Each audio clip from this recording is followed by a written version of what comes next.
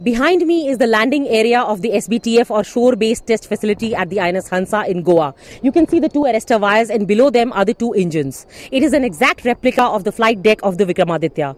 This is where the MiG-29K pilots train and hone their skills before they get to the real thing.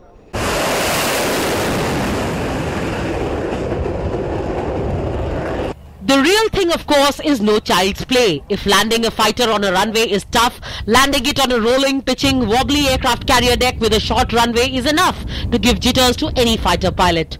But not so for the Indian naval pilots.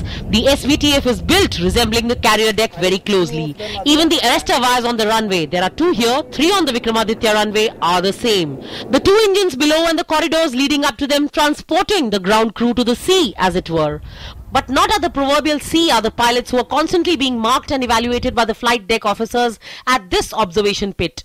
There you see the optical pit, which is fully automated and relays exact angles, distances and speeds to the pilot. All landings are recorded to learn from for the future.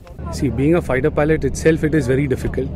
The fighters landing ashore, they find it very difficult. Now, when you are landing on a ship, the reaction time that you have, you're flying at 240 kmph and you have to arrest these three wires, arrestor wire 1, 2, 3. So, it is like landing on a particular spot. They have to be accurate to the T. There can be no error. We are somewhere in the Arabian Sea on the INS Vikramaditya, and perched very majestically aboard the flight deck of this Vikramaditya is the MiG-29K fighter. It's a multi-role fighter jet and the swing role fighter.